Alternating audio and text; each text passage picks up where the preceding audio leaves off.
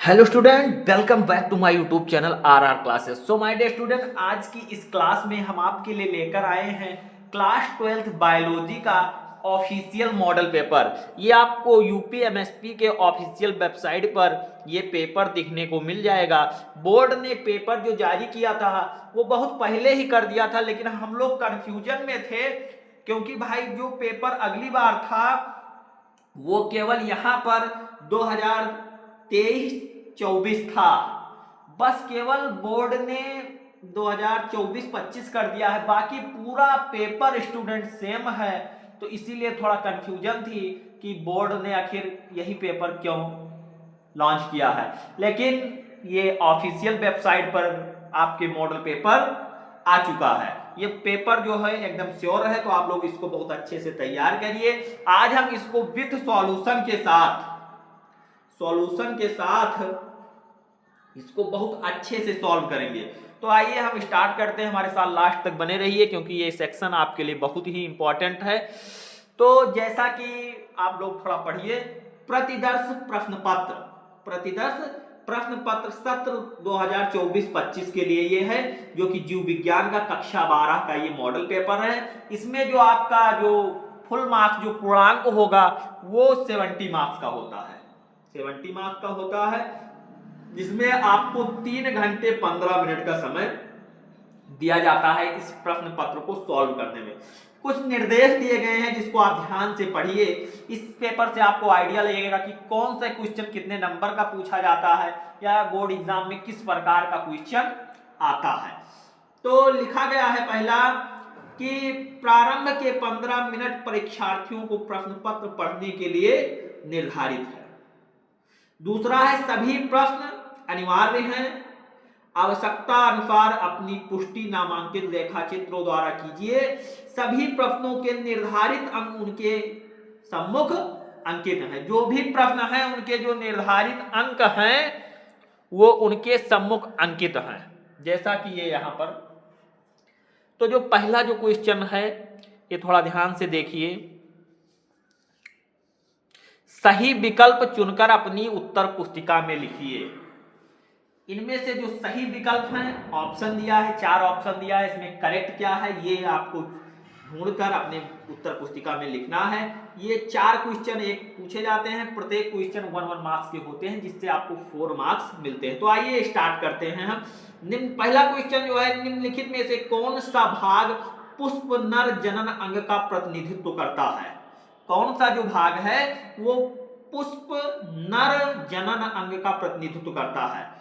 तो जो पहला ऑप्शन है वो है पुमंग, दूसरा है जयांग, तीसरा है गुर बीजाणुधानी, चौथा है परागण यानी पॉलिनेशन। तो इसमें से क्या सही होगा।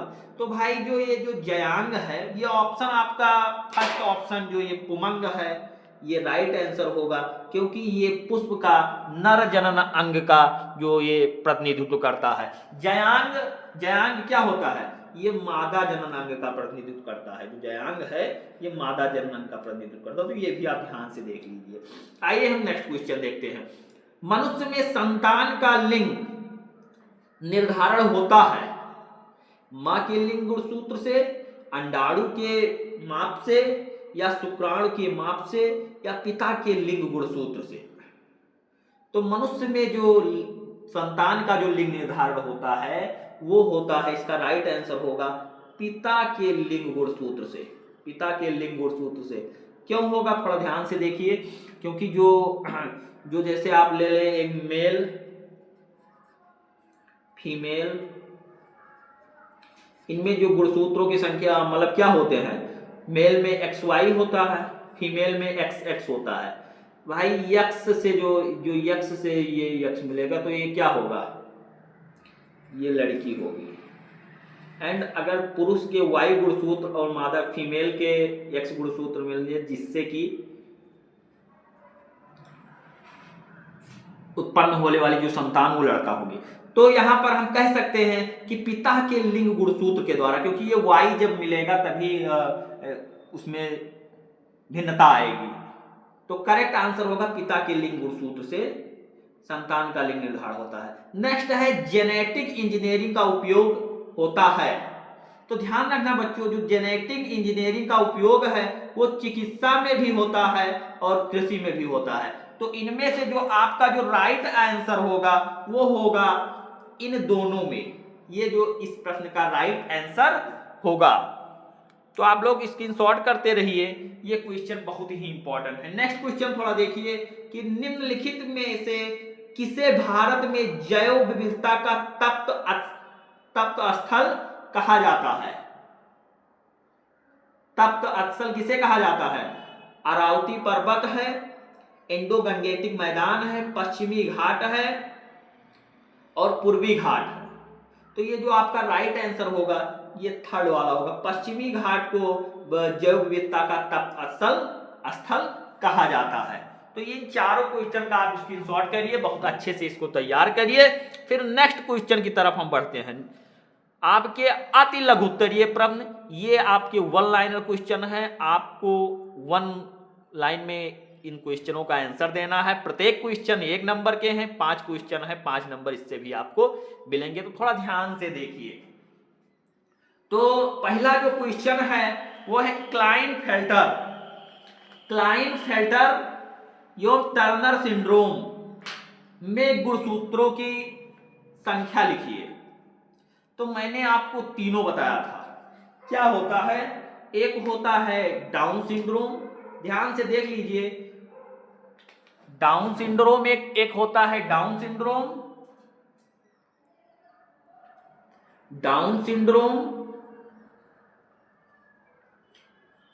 दूसरा होता है टर्नर सिंड्रोम,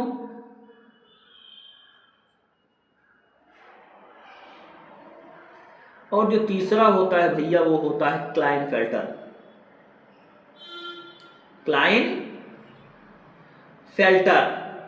तो इनमें जो गुणसूत्र, जैसे जो डाउन सिंड्रोम है इसमें जो गुणसूत्रों की संख्या कितनी होती है? 46 होती है। तो जैसे ये जो डाउन सिंड्रोम है इसको एकाध सूत्रता कहते हैं। इसमें जो वो हैं आपके जो गुणसूत्र हैं वो बढ़ जाते हैं, एक गुणसूत्र बढ़ जाता है यानी 2n प्लस 2 हो जाता है। इनमें जो गुणसूत्रों की संख्या 2n प्लस 2 हो जाती है या 47 कह लीजिए, जिससे एक लक्षण और आ जाते हैं। टर्नर सिंड्रोम है। टर्नर सिंड्रोम इसको 11वीं जो 21वीं जोड़ी गुणसूत्र में एक गुणसूत्र की कमी हो जाती है, तो इसको हम 2n माइनस 1 या कहते हैं कि 45, गुणसूत्रों की संख्या 45 हो जाती है, इसको हम टर्नर सिंड्रोम कहते हैं। अब क्लाइनफेल्टर में भी एक जो गुणसूत्र है वो बढ़ जाते हैं। जैसे कि अगर 47 गुणसूत्र हैं जिसमें यक्स वाई ये है, तो इसमें एक गुणसूत्र और बढ़ जाते हैं, यक्स बढ़ जाता है, तो इसमें तृतीयक लक्षण दिखाई पड़ने लगते हैं। जैसे पुरुषों में कुछ महिलाओं के लक्षण दिखाई पड़ने लगते हैं, उनके स्तन का विकास होना या जो बॉडी का ऑयली हो जाना, शरीर पर बाल ना होना, तो थोड़ा लड़कियों के लक्षण आ जाते हैं, एक एक्स की प्रतीक हो जाती है। या आपने बहुत सारी ऐसी महिलाओं को देखा जैसे बंद जो होते हैं, इनफर्टिलाइट होते हैं, उनमें कुछ ऐसे लक्षण की जो उससे पीड़ित होते हैं, ये डिजीज होती है। तो जैसे कुछ जो महिलाएं होती हैं उनकी जो कर्काडी पुरुषों के समान होती है, कंधे चौड़े हो जाते हैं, तो ऐसा होता है। तो ये आप लिख देंगे। नेक्स्ट क्वेश्चन देखिए, नर जन्म कोशिकाएं किस विभाजन द्वारा शुक्राणुओं का निर्माण करती है? जो नर जन्म कोशिकाएं हैं भैया वो किस विभाजन के द्वारा शुक्राणुओं का निर्माण करती हैं? तो आपने पढ़ा होगा, वन शॉट में हमारे देखा होगा कि जो ये नर और मादा में जो गुणसूत्रों का जो मतलब कि निर्धारण है जो शुक्राणु का, वो समसूत्री विभाजन के द्वारा शुक्राणुओं का निर्माण करती हैं। कौन? नर जन्म कोशिकाएं। नेक्स्ट देखिए, थोड़ा इसको स्क्रीनशॉट करते रहिए या कहीं कॉपी में नोट करते रहिए, ये बहुत ही इंपॉर्टेंट क्वेश्चन आज आपके सामने मैं सॉल्व करवा रहा हूं। नेक्स्ट क्वेश्चन है, परागकण मात्र कोशिका में गुणसूत्रों की संख्या क्या होती है? परागकण मात्र कोशिका में गुणसूत्रों की संख्या क्या होती है? तो इसको हम कह सकते हैं 2x, 2x होती है या 2n बोल सकते हैं, 2n आप लिख सकते हैं। नेक्स्ट है क्वेश्चन कि उस एंजाइम का नाम लिखिए जो डीएनए अणु को खंडों में तोड़ देता है। डीएनए मतलब कि अणु को खंडों में तोड़ देता है। तो ये तोड़ने और काटने का काम कौन करता है? इसको मैंने बताया था कि प्रतिबंधन एंडोन्यूक्लियस एंजाइम, जिसको हम आणविक कैंची कहते हैं, जिसको आणविक कैंची कहते हैं। ये जो डीएनए अणु को खंडों में तोड़ देता है। और तोड़ने वाले जैसे जो कुछ एंजाइम हैं जो डीएनए खंडों को आपस में जोड़ देते हैं, उस एंजाइम का नाम क्या है? थोड़ा ध्यान से देख लीजिए, लाइगेज। लाइगेज जो एंजाइम होते हैं वो डीएनए अणु को आपस में जोड़ देते हैं। नेक्स्ट क्वेश्चन है कि समष्टि में परिकल्पित पिरामिड किस प्रकार के होते हैं? ये सबसे लास्ट वाला चैप्टर है, लेकिन जो समष्टि में परिकल्पित जो पिरामिड होते हैं वो एकदम सीधे होते हैं। लिख सकते हैं आप सीधा होता है, कुछ इस प्रकार का। जाइए थोड़ा देख लीजिए,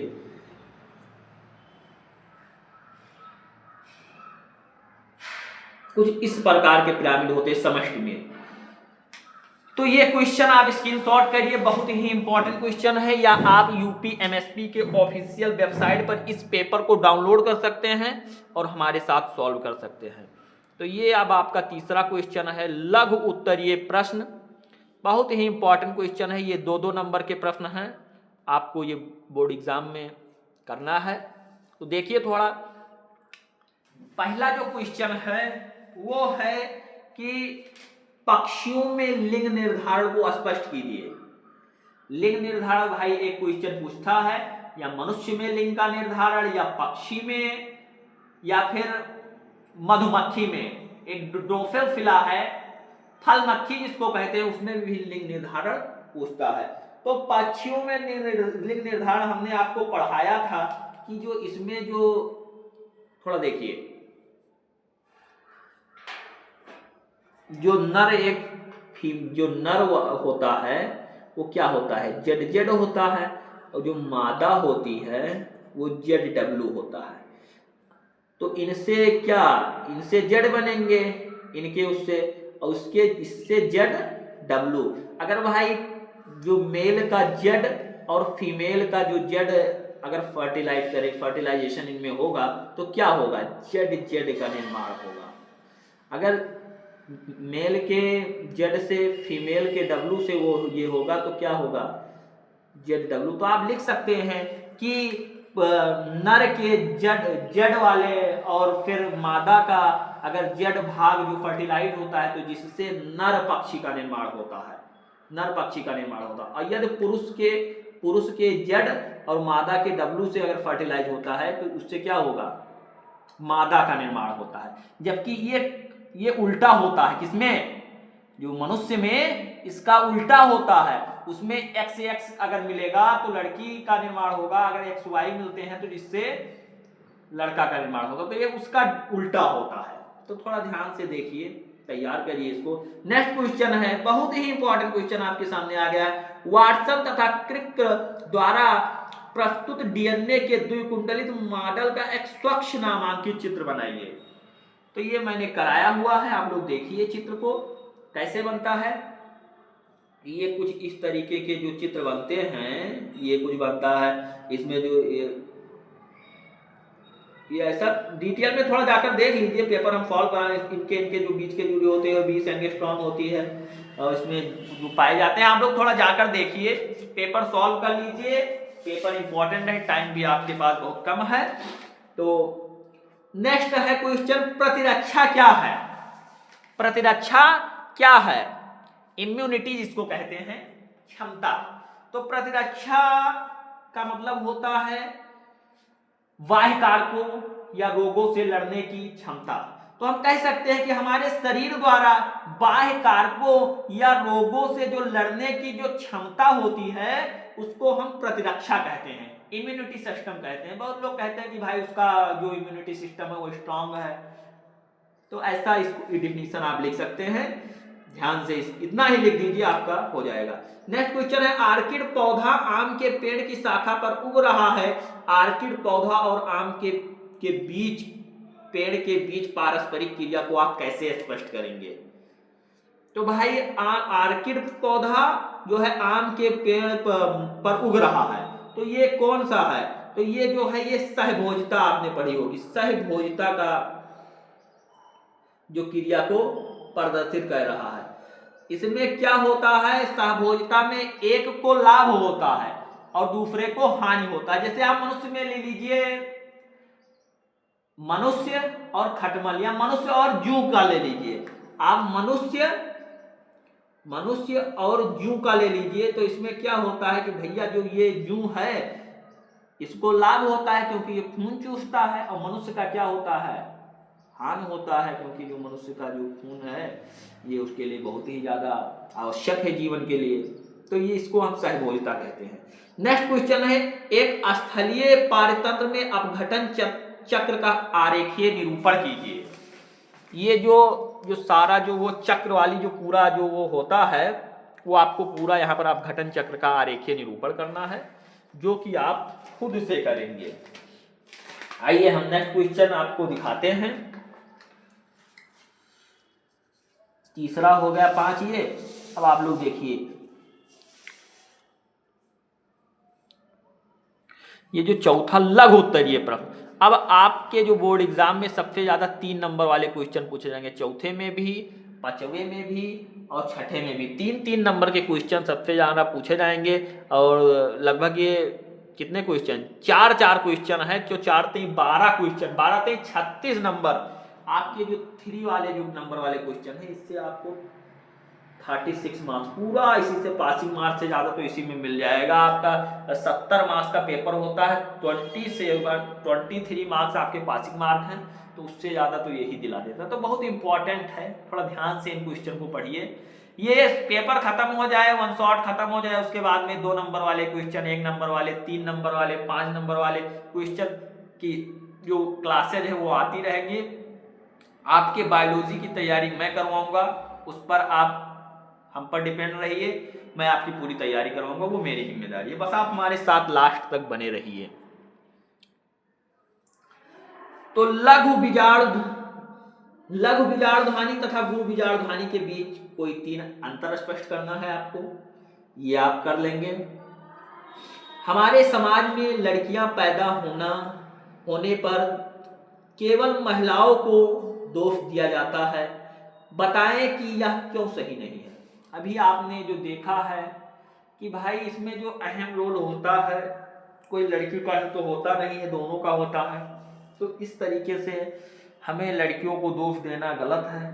थोड़ा ध्यान से समझिए, जैसे जो मेल में जो होता है वो यक्ष वाई होता है, गुणसूत्र, और जो फीमेल में होता है यक्ष होता है। भाई इसका अगर यक्ष मिलेगा और इसके यक्ष से मिलेगा तब क्या होगा, यक्ष एक्स यानी लड़की का निर्माण।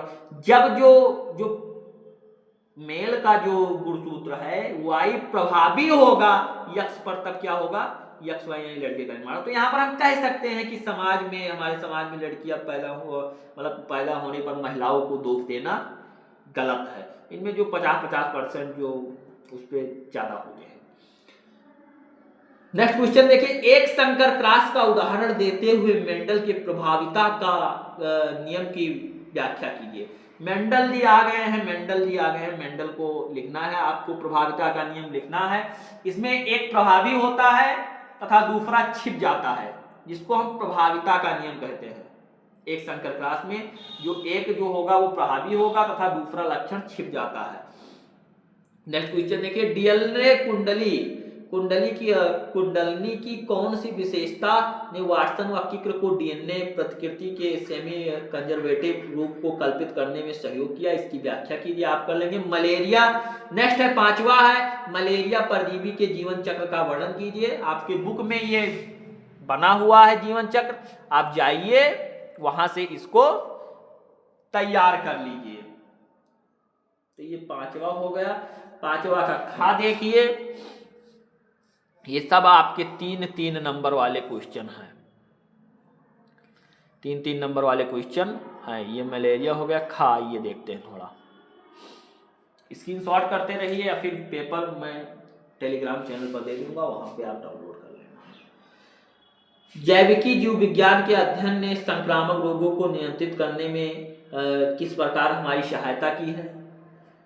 जैव उर्वरक किस प्रकार से मृदा की उर्वरता को बढ़ाते हैं। बहुत ही इंपॉर्टेंट। बैक्टीरियोवायरस, बैक्टीरियोवायरस क्या है, आप लोग जाइए ध्यान से देखिए। नेक्स्ट पूछ लिया गया कि निम्नलिखित पर टिप्पणी लिखिए। PCR polymer chain reaction, PCR आपने पढ़ा ही होगा, पॉलीमर चेन रिएक्शन जिसको हमने बहुत अच्छे से समझाया हुआ है, आप लोग जाइए। प्रतिबंधन एंजाइम जिसको आणविक कैंची बोलते हैं, प्रतिबंधन एंजाइम जो ये काटने का कार्य करते हैं, ये आप थोड़ा ध्यान से पढ़ लीजिए। जैव प्रौद्योगिकी का कृषि में क्या उपयोग है, लिख देंगे आप। पारजीवी जंतु से आप क्या समझते हैं, और ये आपका अंतर आ गया। निम्नलिखित में अंतर स्पष्ट कीजिए। उत्पादन एवं अपघटन। तो उत्पादन क्या होता है, जो खुद उत्पादन करके अपने भोजन का निर्माण करते हैं। अपघटन जो जैसे अपघट्य पदार्थ हो, जैसे अपघट्य पदार्थ जैसे हो गए कुछ फफूंद वगैरह, ये सड़े गले अपघट्य पदार्थों से अपना भोजन प्राप्त करते हैं। परजीविता सहभोजिता हमने बताई ही आपको, सहभोजिता हमने बताया, परजीविता भी आप पढ़ लेंगे। नेक्स्ट है आपके दीर्घ उत्तरीय प्रश्न, जो कि ये 5 नंबर के क्वेश्चन होंगे। 3 क्वेश्चन आपको करना होगा, अथवा लगाकर पूछा गया है, जो आपको आता है वो करिए। जैसे 7वां है, बहुत ही पॉपुलर क्वेश्चन आपका ये आ गया कि मनुष्य में नर जनन तंत्र का सचित्र वर्णन कीजिए। इसमें शुक्राणु कहाँ स्थित संचित रहते हैं बताना है, मैं आपको ऑलरेडी करा चुका हूँ। पुष्पी पादपों में लघु बीजाणु जनन का सचित्र वर्णन कीजिए, ये भी मैंने कराया। आनुवांशिक कोड, जेनेटिक कोड यहाँ भी आ गया है, बहुत अच्छे से तैयार कर ले, बीएससी तक भी काम में आपको पूछा जाएगा। जैव विकास किसे कहते हैं, भूवैज्ञानिक कालों में होकर पादपों के विकास का सचित्र वर्णन कीजिए। पादपों की जाति विविधता 22%, जंतुओं में 72% की अपेक्षा बहुत कम है। क्या कारण है कि जंतुओं में अधिक विविधता पाई मिलती है। अथवा किसी भौगोलिक क्षेत्र में जाति क्षति के मुख्य कारण क्या है, ये आपको लिखना है। इस तरीके से आपका जो ये पूरा पेपर हुआ, ये बहुत अच्छे से हम लोगों ने सॉल्व किया। आप लोग इसका स्क्रीनशॉट कर लीजिए एक बार, नहीं तो इस पेपर का जो वो है ये मैं उसमें टेलीग्राम चैनल पर दे दूंगा। अगर वीडियो पसंद आई तो वीडियो को प्यारा सा लाइक करिए, चैनल पर पहली बार बने हैं चैनल को सब्सक्राइब करिए, बेल आइकन को प्रेस करिए, ताकि रोज आने वाली वीडियो का नोटिफिकेशन सबसे पहले आपके पास पहुंचे। तो मिलते हैं नेक्स्ट वीडियो में एक नेक्स्ट टॉपिक के साथ, तब तक के लिए थैंक यू, बाय बाय।